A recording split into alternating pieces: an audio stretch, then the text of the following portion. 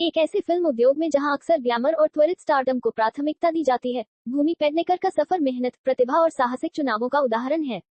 अभिनय की दुनिया में कदम रखने से पहले भूमि यश राज फिल्म्स में सहायक कास्टिंग डायरेक्टर के रूप में काम करती थी।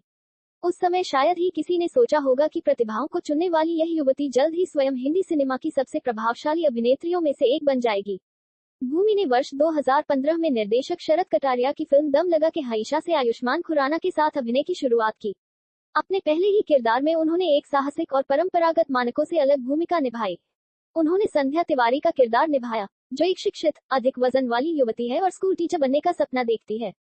जब मुख्यधारा की फिल्मों में अभिनेत्रियों के लिए एक खास छवि तय मानी जाती थी, तब भूमि ने इस भूमिका को पूरे आत्मविश्वास और संवेदनशीलता के साथ निभाया। उनके शानदार अभिनय के लिए उन्हें 61वें फिल्मफेयर पुरस्कार में सर्वश्रेष्ठ नवोदित अभिनेत्री और 17वें आईफा पुरस्कार में सर्वश्रेष्ठ नवोदित अभिनेत्री का पुरस्कार मिला। टॉयलेट, एक प्रेम कथा फिल्म में भूमि ने जया शर्मा का किरदार निभाया, जो एक शिक्षित और आत्मनिर्भर युवती है। वह विवाह के बाद अपने पति और समाज से महिलाओं के लिए शौचालय की आवश्यकता को लेकर संघर्ष करती है।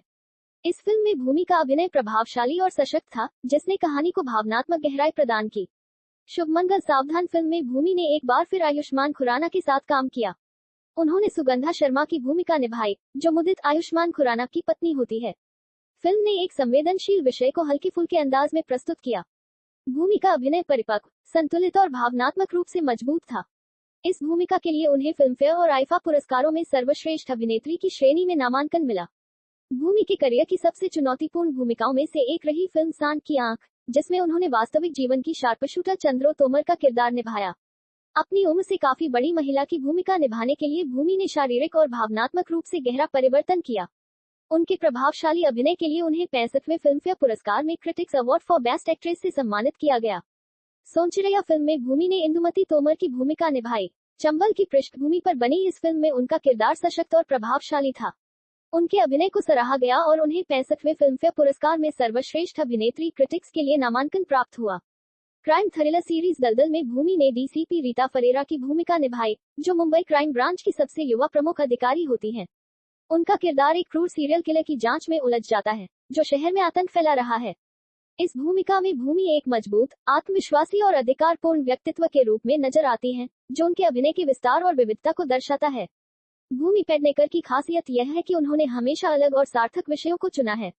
उन्होंने केवल ग्लैमर पर आधारित भूमिकाओं के बजाय ऐसे किरदार निभाए हैं जो सामाजिक मुद्दों को उजागर करते हैं और दर्शकों को सोचने पर मजबूर करते हैं।